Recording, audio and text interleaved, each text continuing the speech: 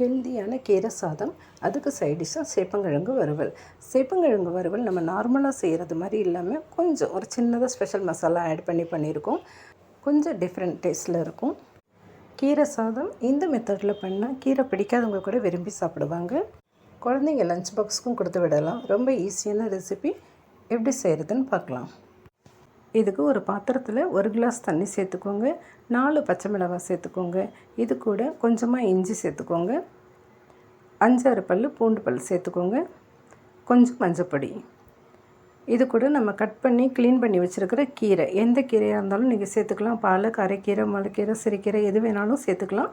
Cut பண்ணி வச்சுருக்கிற கீரையை சேர்த்துக்கோங்க. இதை நல்லா மிக்ஸ் பண்ணி விட்டுக்கலாம்.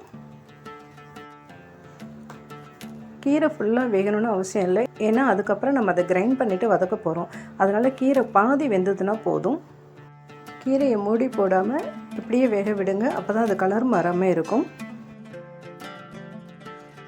அவ்வளோதான், கீரை ஒரு 75% குக் ஆகிடுச்சு. இப்போ இதை எடுத்து நல்லா ஆற வச்சுக்கலாம்.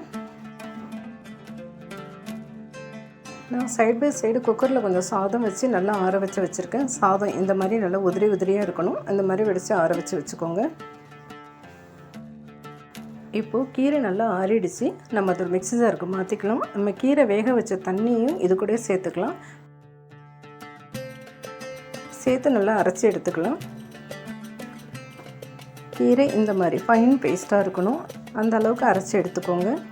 ஒரு கடாயில் 2 ஸ்பூன் எண்ணெய் விட்டுட்டு எண்ணெய் சூடானதுக்கு அப்புறமா கீரையோட வாசனை தெரியாமல் இருக்கிறதுக்காக பட்டை, கிராம்பு ஏதாவது ஒரு மசாலா கொஞ்சமாக சேர்த்துக்கோங்க. இது கூட 1 ஸ்பூன் கடுகு, 1/2 ஸ்பூன் ஜீரகம் சேர்த்துக்கோங்க. 2 ஸ்பூன் கடலைப்பருப்பு, வேர்க்கடலை நிறைய சேர்த்துக்கோங்க. கீரை சாதம் சாப்பிடும்போது இதோட பைட்ஸ் ரொம்ப நல்லா இருக்கும். ஸோ வேர்க்கடலை நிறைய சேர்த்துக்கோங்க. வேர்க்கடலையும் கடலைப்பருப்பும் நல்லா பொன்னிறமாக வர வரைக்கும் வறுத்து எடுத்துக்கலாம். இது கூட வெங்காயம் சேர்த்துக்கோங்க. வெங்காயம் கொஞ்சம் வதங்கினதுக்கு அப்புறமா கொஞ்சம் கருவேப்பிலை சேர்த்துக்கலாம்.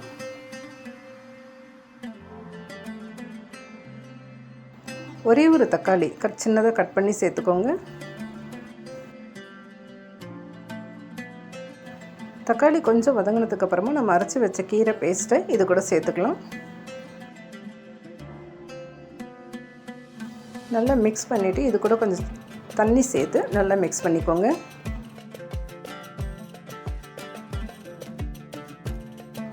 இப்போ கீரைக்கும் சாதத்துக்கும் தேவையான உப்பு சேர்த்துக்கலாம். தக்காளி நம்ம ஒரே ஒரு தக்காளி சேர்த்தா போதும். ஏன்னா நம்ம புளிப்புக்கு எலுமிச்சம்பழம் ஜூஸ் சேர்க்க போகிறோம். அதனால் நம்ம ஒரு தக்காளி சேர்த்து வதக்கிக்கோங்க போதும். கீரையை மூடி வைக்காமல் வேக வச்சோம்னா இந்த மாதிரி கலர் மாறாமல் இருக்கும், க்ரீன் கலராகவே இருக்கும். இப்போ இது கூட ஒரு பாதி எலுமிச்சம்பழத்தோட ஜூஸ் சேர்த்துக்கலாம்.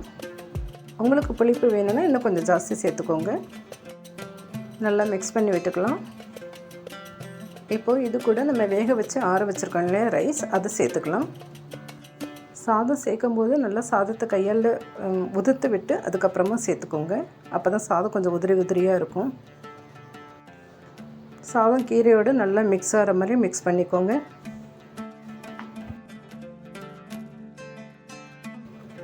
அவ்வளோதான், நல்ல டேஸ்டியான ஹெல்த்தியான கீரை சாதம் ரெடி ஆகிடுச்சு. இப்போ சேப்பங்கிழங்கு வறுவல் எப்படி செய்யலான்னு பார்க்கலாம். நான் சேப்பங்கிழங்கு ஆல்ரெடி வேக வச்சுருக்கேன். தோல் உரிச்சிட்டு சின்னதாக கட் பண்ணி வச்சுருக்கேன். சேப்பங்கிழங்கு வறுவல் எப்படி பண்ணலான்னு பார்க்கலாம். ஒரு கடாயில் எண்ணெய் சூடு பண்ணிவிட்டு 1 ஸ்பூன் கடுகு சேர்த்துக்கோங்க. 1/2 ஸ்பூன் ஜீரகம் சேர்த்துக்கோங்க. கடுகு ஜீரகம் நல்லா வெடிச்சதுக்கு அப்புறமா அது கூட கொஞ்சம் கருவேப்பிலை சேர்த்துக்கோங்க. இப்போ நம்ம வேக வச்சு கட் பண்ணி வச்சுருக்கோம் இல்லையா சேப்பங்கிழங்கு, அதை சேர்த்துக்கலாம். சின்ன கிழங்கு நீங்கள் வாங்கியிருந்தீங்கன்னா ஃபுல்லாகவே சேர்த்துக்கலாம். கட் பண்ணணும்னு அவசியம் இல்லை, ஃபுல்லாகவே சேர்த்துக்கலாம். சேர்த்துட்டு நல்லா மிக்ஸ் பண்ணிக்கோங்க.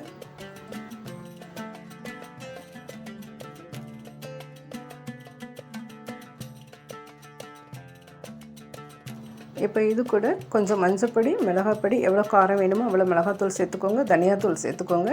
சேப்பங்களுக்கு தேவையான உப்பு சேர்த்துக்கோங்க. சேர்த்துட்டு நல்லா மிக்ஸ் பண்ணிக்கோங்க. மசாலா கருகாமல் இருக்கிறதுக்கு கொஞ்சமாக தண்ணி சேர்த்துட்டு மூடி வச்சு வேக வைங்க. ஒரு 5 நிமிஷம் மூடி வச்சா போதும். மசாலா சேப்பக்கிழங்கு கூட நல்லா சேர்ந்துடும். திறந்துட்டு நல்லா மிக்ஸ் பண்ணிக்கோங்க. இப்போது நம்ம அந்த ஸ்பெஷல் மசாலா ஆட் பண்ணிக்கலாம்.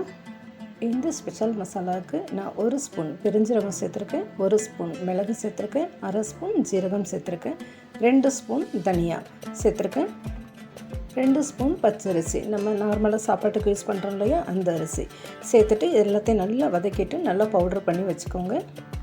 இந்த பவுடரை நம்ம பொரியல் வறுவல் எது பண்ணாலும் லாஸ்ட்டில் கொஞ்சமாக இதை சேர்த்தோம்னாக்கா இதோட வாசனை ரொம்ப நல்லா இருக்கும். ட்ரை பண்ணி பாருங்கள் இதையும்.